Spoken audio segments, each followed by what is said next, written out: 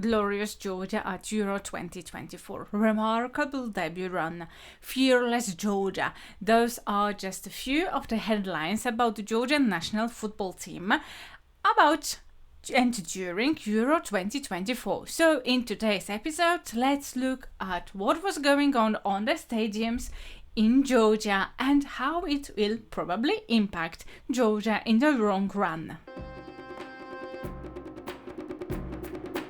Hi and welcome to the Caucasus podcast prepared for you by publishing house and school Języki Kaukazu, Languages of the Caucasus, where we teach you Georgian and about Georgia as well. My name is Asha Juba. I'm your host here, political scientist specializing in the Caucasus, Georgian language teacher, translator, author of Georgian study books, and also business trainer.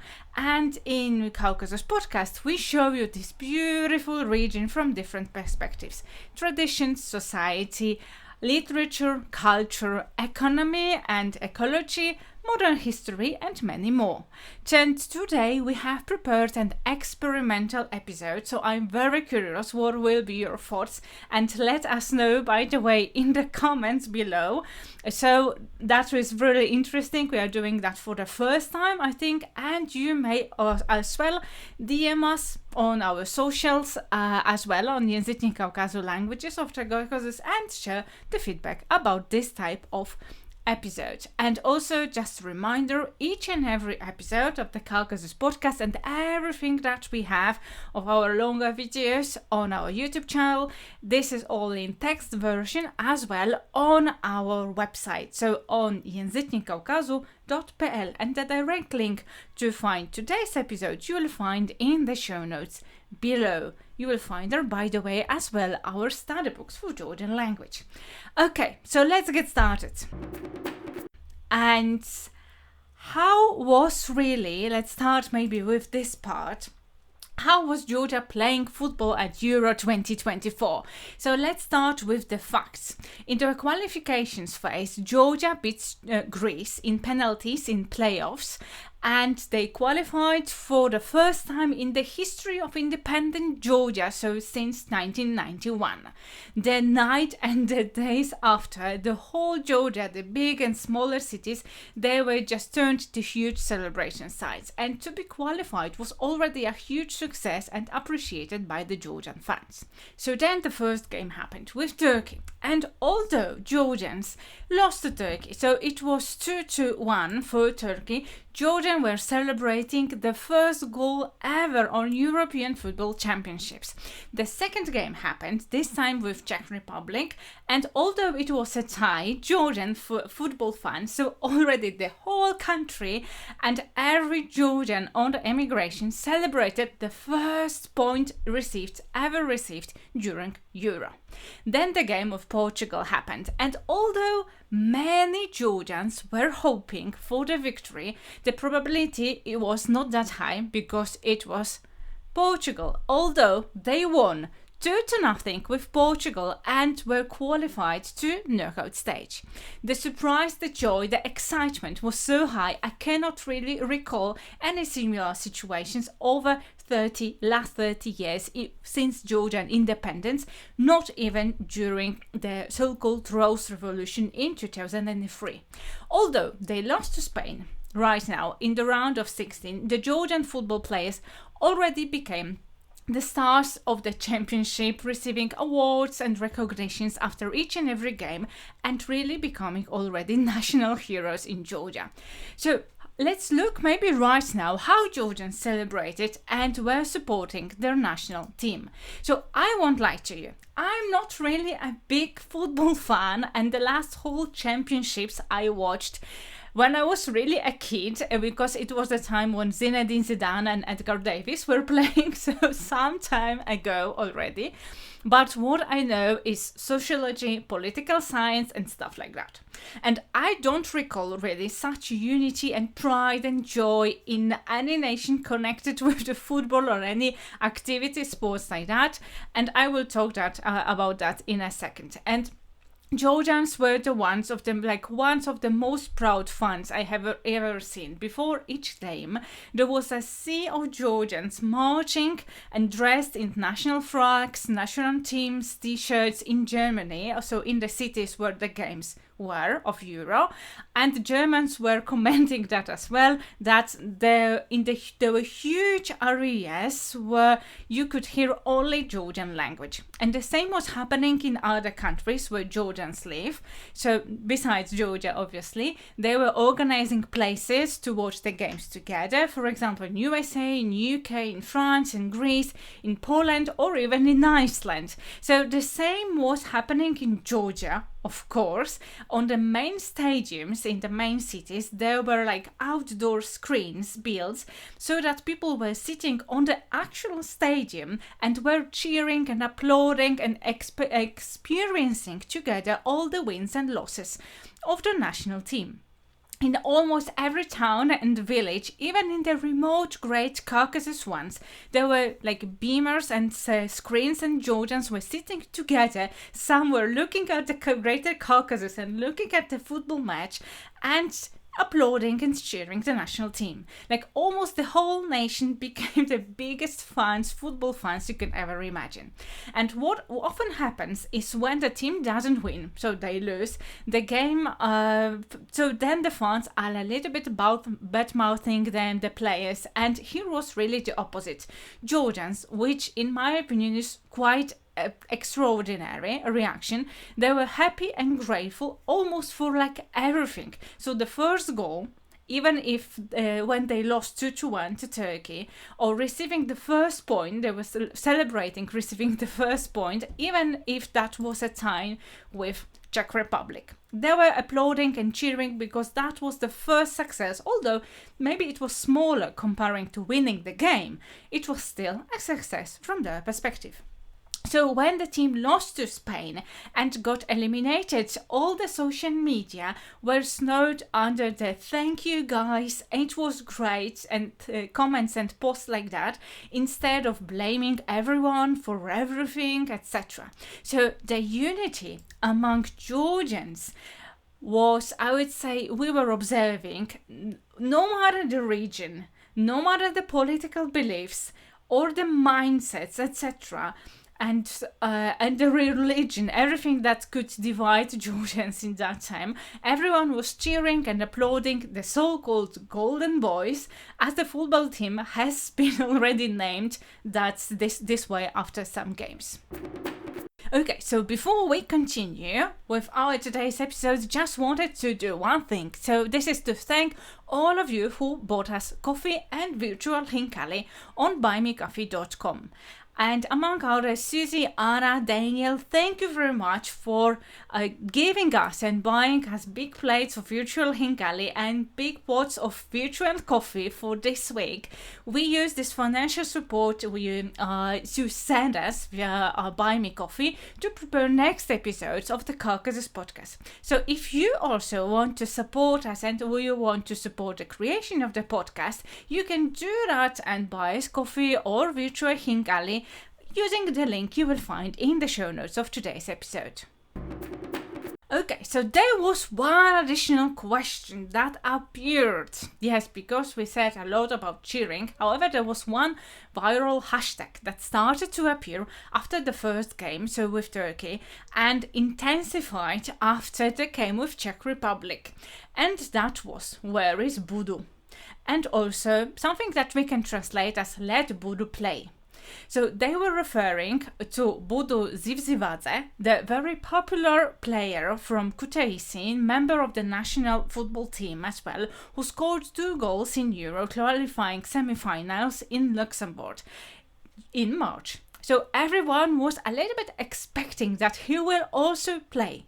And then the protests were happening in Tbilisi in this spring, against the so-called Russian law, when in that time he mentioned in some of the interviews that he did his indirect support for the protesters and against the usage of such a power by the law enforcement in Georgia. His words were instantly quoted almost everywhere in the Georgian media, and as a result created lots of noise and mixed reactions among Georgians, as they were some of them protesting against and some of them were protesting pro, although the pro is the minority. But long story short, allegedly he asked to remove his statements and not to quote him anymore so he can focus on the preparations for Euro. And then this beloved successful player was on the bench almost throughout the whole first game. So that's why people started posting and thinking maybe that the Georgian Dream, so the ruling party in Georgia right now, indirectly wanted to punish him and not to let him play. When he was not also in the first lineup for the second game, so with the Czech Republic, the conspiracy theories arose, especially that they started removing all the comments he made. And some believe that it's a coincidence, some believe it is not a coincidence. So some that indeed that he was saying that he is being shown what he can say and cannot say, what he can do and what he cannot do. The allegations were that some of like the prominent politicians from the Georgian Dreams are strongly connected with the national football team and could have this level of influence if they wanted. And there were even some t-shirts created by people like with this question, where is Budu? And they were wearing that also to the games and like posting pictures with that, adding hashtags to and supporting the national football team, etc. So everyone asking, like people asking, where is Budu? Yes, that was the main question. So probably to lessen the tensions, the coach and Budu himself spoke during the press conference, and they spoke to press and saying and stating that this has nothing to do with politics, of course, what is happening right now and whether or not he's playing. It is just the winning strategy of Georgian national team for Euro 2024. So as a result, this hashtag, this is what I was observing the whole time, the process, how it was like rising and was dying out a little bit. So after the third game, it really practically stopped appearing after the game with Portugal. One of the reasons for that is also maybe that everyone was just focused on the successes, and also there was some kind of statement from him as well. Okay, so we have talked about what happened in during Euro and how it was from different perspectives, different angles. So let's look right now also maybe about the future. So we have prepared for you 3 outcomes of the Georgian football phenomenon and the successes that we have been observing and all the situation and how it may be used and also how it may impact Georgia on influence Georgian situation in future. So although Georgian lost the game with Spain, and we are recording that just after it, so it doesn't mean that really everything stays the same as it was before Euro 2024 for Georgians, and Georgians, I think right now is quite impossible just to come back to their daily lives and the lives like before this football madness started in Georgia.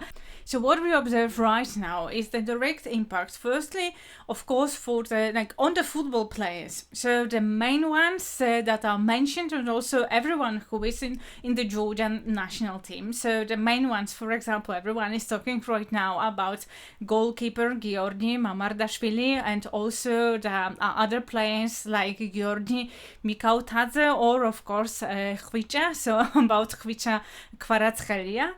And for sure, Georgian football players have been recognized. That's I'm more than sure about that, because across the Europe, because they were already before the main match with Spain, they have been already receiving lots of transfer offers with much higher money involved.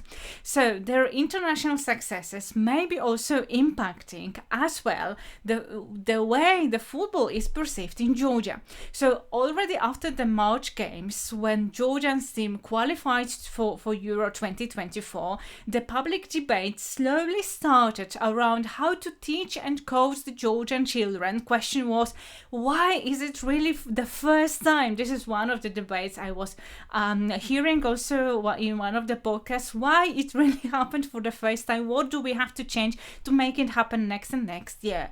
So the question was how to build a new infrastructure, like a more modern one, simply to coach and teach the other football stars. So we are already after the Euros, so we'll see really how those discussions will go, whether and what will be the result of that for future. So one of the examples is why the facilities as infrastructure is really needed, that everyone is raising right now, is the photo from 2013 when Ronaldo came to Tbilisi to open football academy for young boys.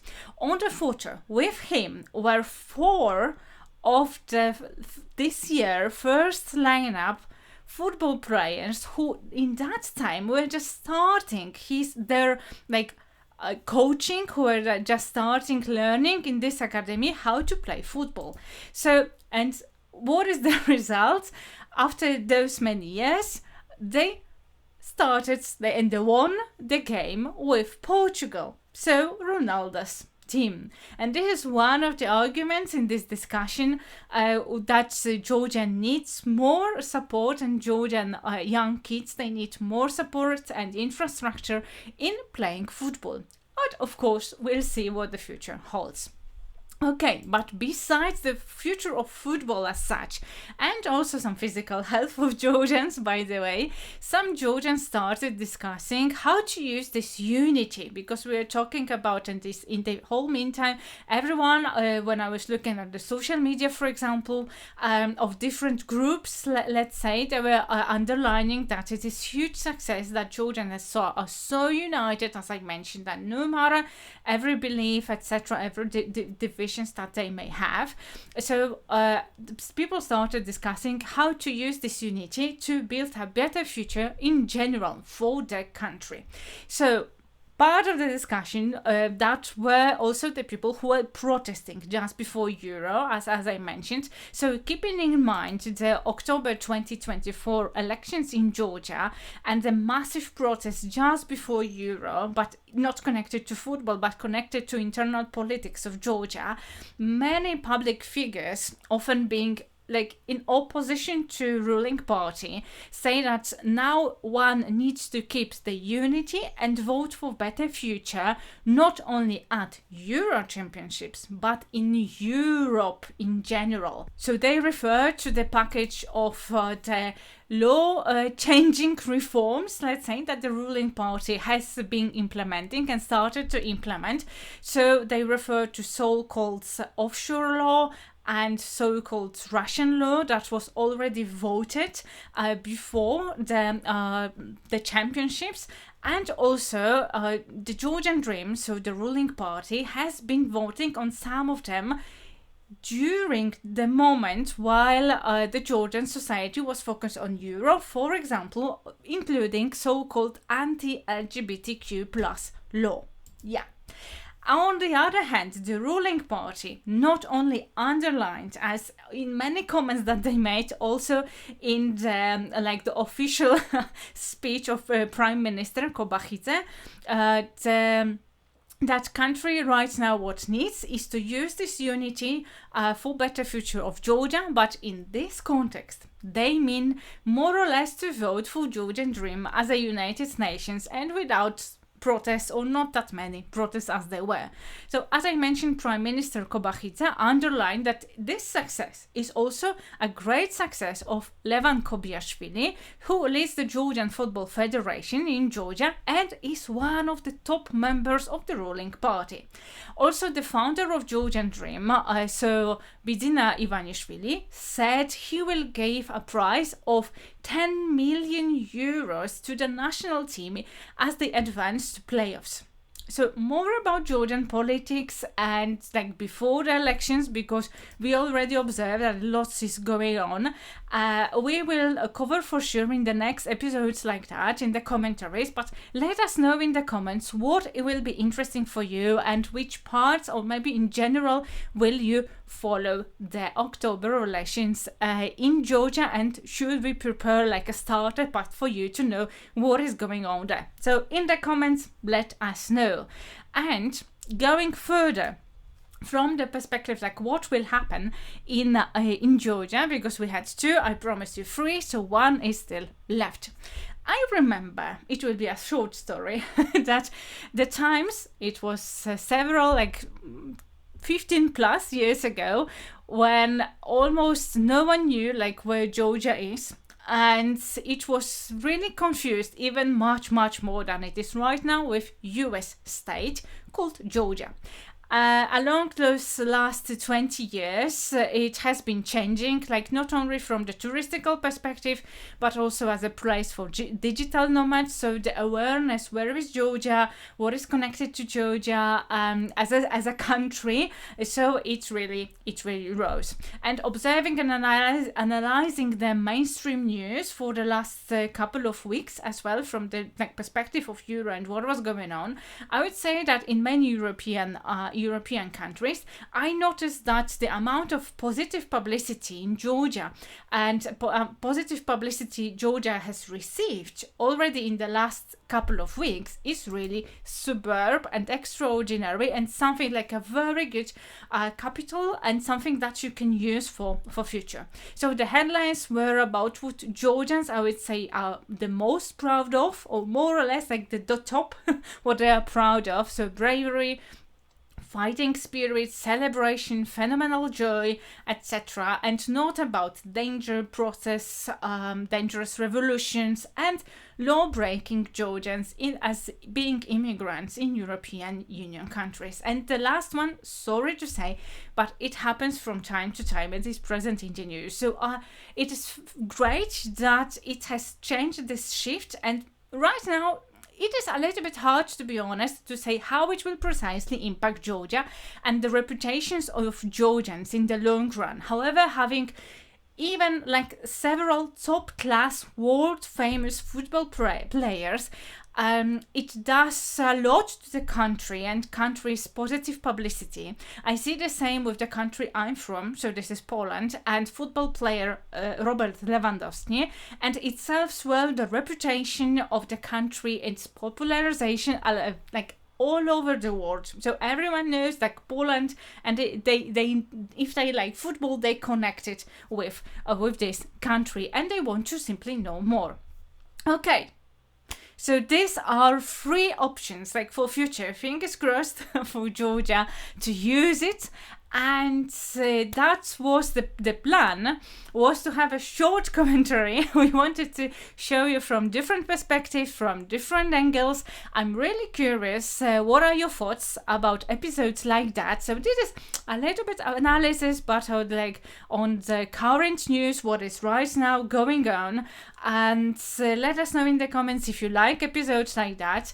And remember that we prepared the Caucasus podcast for you.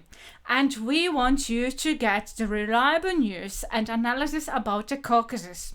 Yes, that for you to be available and accessible. So if you like our podcasts, you can let us know by liking it here, yes, by following us as well, so you won't miss any new episode, or you can go directly to our website, to językniekaukazu.pl, and subscribe to our newsletter. So then directly to your newsletter and to your email, you will receive the newsletter from us, not only saying that hello, this is the new episode, but with some additional pieces of information that we do not publish anywhere else.